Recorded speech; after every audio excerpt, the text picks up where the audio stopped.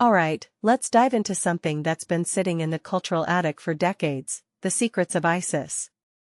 If you're under 40, you've probably never heard of it, but this forgotten 70s superhero show is a goldmine of cultural significance. Here's the hook: it was the first live-action TV series to feature a female superhero as the lead. Yeah, let that sink in. In an era dominated by male heroes, ISIS was breaking ground before Wonder Woman even hit the screen. But what's really fascinating is how this show reflects the tensions of its time, and why it's still worth talking about today. First, let's set the stage. The Secrets of ISIS was a product of Filmation, the studio behind classics like He-Man and Fat Albert. In 1974, they decided to dip their toes into live action, and ISIS was their boldest experiment. The premise? A high school science teacher, Andrea Thomas, discovers a magical amulet that transforms her into the Egyptian goddess Isis. Sounds cool, right? But here's where it gets interesting: her powers were basically whatever the writers needed that week. Flying? Check. Controlling the weather? Sure. Passing through walls? Why not? It was a superhero Swiss Army knife, and honestly, that's part of its charm. But it also highlights a bigger issue: the show's lack of consistency. Personally, I think this was less about lazy writing and more about the constraints of 70s TV. They were making it up as they went, and that improvisational spirit is kind of endearing. What makes this really interesting is how ISIS was marketed to kids. Every episode ended with a moral lesson, straight to camera. Andrea would break character, look at the audience, and say something like, "Remember, honesty is the best policy." It's cringe-worthy by today's standards, but back then, it was revolutionary. This was the era of edutainment, where shows were expected to teach as much as they entertained. From my perspective, this duality, superhero action mixed with after-school special vibes, is what makes ISIS so unique.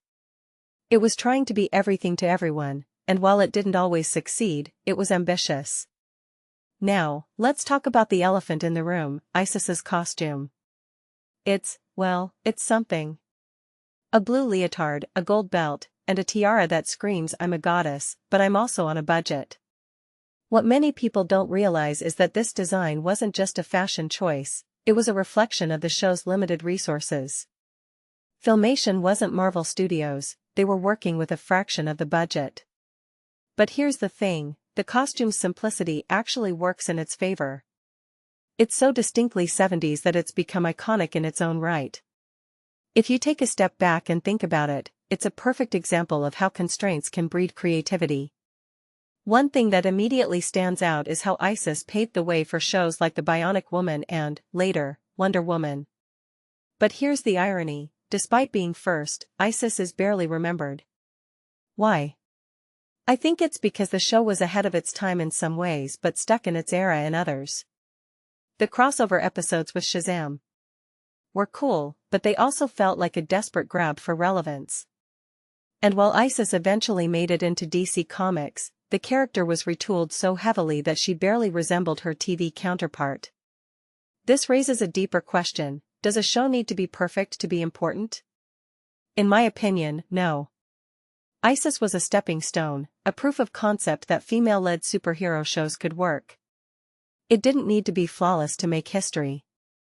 A detail I find fascinating is the show's merchandise, specifically the Mego ISIS action figure. Today, it's a collector's item, selling for hundreds of dollars. But back then, it was just another toy on the shelf. What this really suggests is that ISIS had a cultural impact beyond its 22 episodes. It resonated with kids in a way that the show's short run doesn't fully capture. I mean, think about it: how many shows from the 70s can you name that had a female action figure? Not many. That alone is a testament to its influence. So, where does that leave us? The Secrets of ISIS is a time capsule, a reminder of how far we've come, and how far we still have to go. It's easy to laugh at its flaws, but it's also important to recognize its boldness. Personally, I think it's a show that deserves more than just a footnote in TV history. It's a conversation starter about representation, creativity, and the power of taking risks. What do you think? Is ISIS a forgotten gem or just a relic of its time? Let me know in the comments, I'm curious to hear your take.